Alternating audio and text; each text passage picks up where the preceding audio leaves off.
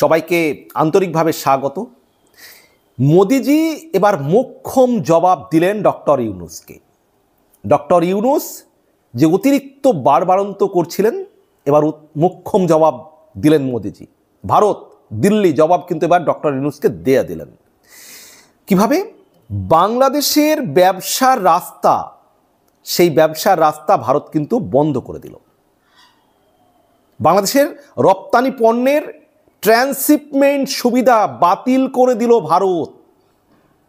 এবার বুঝতে পারবেন, একের পর এক ভারত বিরোধী বক্তব্য দেওয়া, বিমস্টেকে সম্মেলনের সাইড লাইনে মোদিজির সঙ্গে একটা বৈঠক হয়েছে ডক্টর ইউনূসের, কিন্তু সেইটাকে কেন্দ্র করে বাংলাদেশের মিডিয়া যেভাবে বাংলাদেশ ডক্টর ইউনূসের একবারে ডক্টর ইউনূসকে মহামানব, মহান নেতা, বিশ্ব নেতা হিসেবে তুলে ধরছেন, আর মোদিজিকে যেভাবে ছোট করার চেষ্টা করছেন, ভারতকে যেভাবে ছোট করছে, ডক্টর ইউনূসের প্রেস সচিব তিনি যেভাবে তার বক্তব্যকে উপস্থাপন করছেন যে শেখ হাসিনাকে আমরা ফেরত চেয়েছি, মোদিজি নেগেটিভ কিছু বলেননি, সীমান্তের কথা বলেছি, এটা বলেছি, ওটা বলেছি, এমন ভাব করছেন যে ভারত যেন অনুরোধ করে তাদের কাছে বৈঠকটি চেয়েছিল, তারা বৈঠকটি করেছেন, করে একবারে শটান করে একবারে তাদের সমস্ত বক্তব্য ভারতকে বলে দিয়েছেন।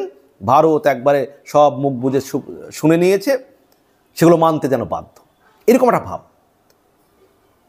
আবার কিছুদিন আগে এই যে ডক্টর মোহাম্মদ ইউনূস তিনি চীন সফরে গিয়েছিলেন, তো চীন সফরে যাওয়ার পর তিনি যে বক্তব্য দিয়েছেন, সেই বক্তব্য কোনোভাবেই কিন্তু ভারত মেনে নিতে পারে না, গ্রহণ করতে পারে না।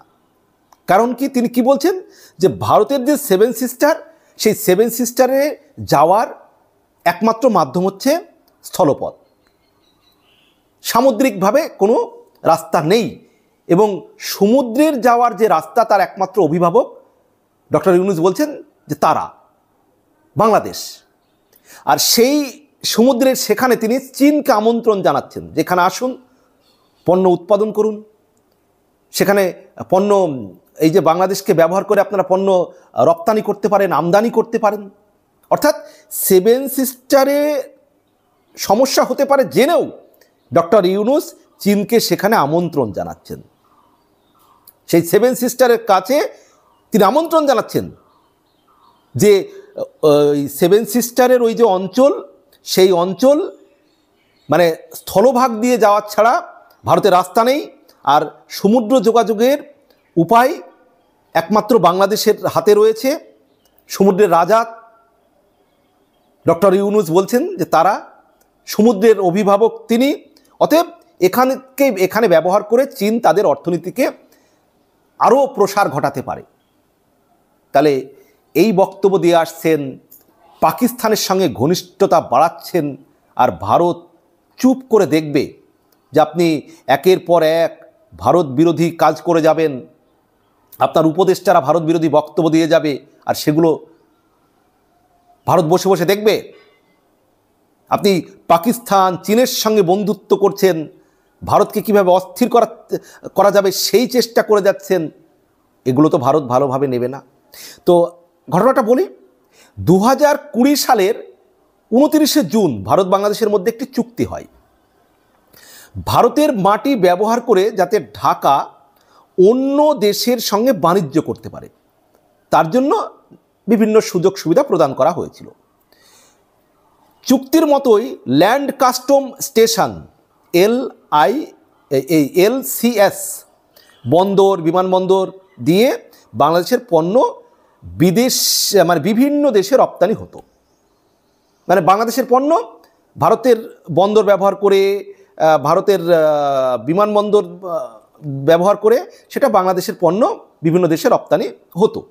কিন্তু আমি যখন ভিডিওটি করছি আর কি, তার ঠিক 2 দিন আগে মঙ্গলবার বিবৃতি দিয়ে central board of indirect taxes and custom অর্থাৎ সিবিআইসি বিজ্ঞপ্তি জারি করে জানায় 2020 সালের 29শে জুনের বিজ্ঞপ্তি বাতিল করা হলো।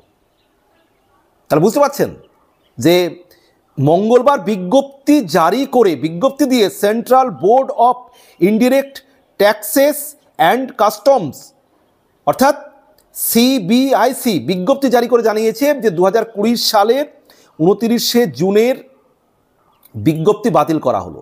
এখন থেকে এই নির্দেশ কার্যকর হবে। এর ফলে কি দাঁড়ালো যে এই যে বাংলাদেশের যে পণ্য ভারতের মাটি ব্যবহার করে যে বিভিন্ন দেশে যেতে পারত সেটা কিন্তু আর ব্যবহার করতে পারবে না। আর সীমান্ত পেরিয়ে বিভিন্ন দেশে যাওয়া, এর ফলে কি হবে? নেপাল, ভুটান, মায়ানমারের সঙ্গে বাংলাদেশের যে ব্যবসা, সেই ব্যবসা কিন্তু প্রায় বন্ধ হয়ে যাবে।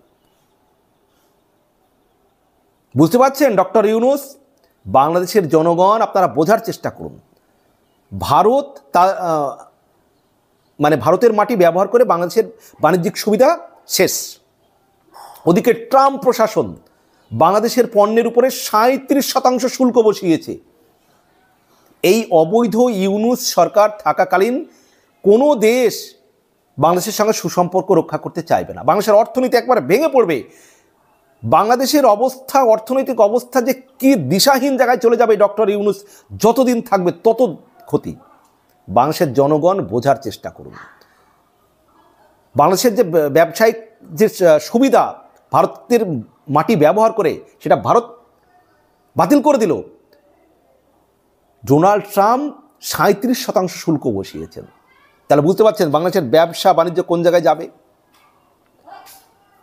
ডক্টর ইউনূস যখন গিয়ে সুড়সুড়ি দিচ্ছেন চীনে গিয়ে, তিনি বলছেন যে ভারতের উত্তর পূর্ব প্রান্তের 7টি রাজ্য, 7 সিস্টার, ওই অঞ্চলের স্থলভাগ দিয়ে যাওয়া ছাড়া ভারতের কোনো উপায় নেই। সমুদ্রের একমাত্র অভিভাবক আমরা। এখানে চীন আসুন, পণ্য উৎপাদন করুন, বাংলাদেশকে ব্যবহার করে আপনারা আমদানি করুন, রপ্তানি করুন। অর্থাৎ তার পরিকল্পনা হচ্ছে যে 7 সিস্টারকে অস্থির করার একটা প্রবণতা। চীনের সঙ্গে দহরম মহরম, ভারত বিরোধী বিভিন্ন মন্তব্য এই ডক্টর ইউনূসের যারা সাঙ্গ পাঙ্গ উপদেষ্টা সমন্বয়করা একের পর এক করে যাচ্ছেন। সেক্ষেত্রে ভারতের কিন্তু একটা জবাব দেওয়ার প্রয়োজন ছিল। ভারতের সেনাপ্রধানও বলে দিয়েছেন যে বাংলাদেশে একটা নির্বাচিত সরকার না আসা পর্যন্ত বাংলাদেশের সঙ্গে সুসম্পর্ক হবে না। এই ডক্টর ইউনূস থাকাকালীন ভারত কেন, বিশ্বের কোনো দেশ তার সঙ্গে সুসম্পর্ক রক্ষা করতে চাইবে না। কারণ একটা নির্বাচিত সরকার ছাড়া এই অসাংবিধানিক, অবৈধ, দখলদার, যিনি জঙ্গিদের মদতদাতা, মবের মদতদাতা, এই মবের রাজাকে সৃষ্টি করেছেন কে? এই হাসনাত আবদুল্লাহ, শারজিস আলম, যারা মব সৃষ্টি করে বেড়িয়েছেন সারা বাংলাদেশ জুড়ে। এই মবের মেটিকুলাস প্ল্যান হচ্ছে এই ডক্টর ইউনূস এবং আসিফ নজরুলের। তারা পরিকল্পনা করে তাদেরকে দিয়ে এগুলো করিয়েছেন।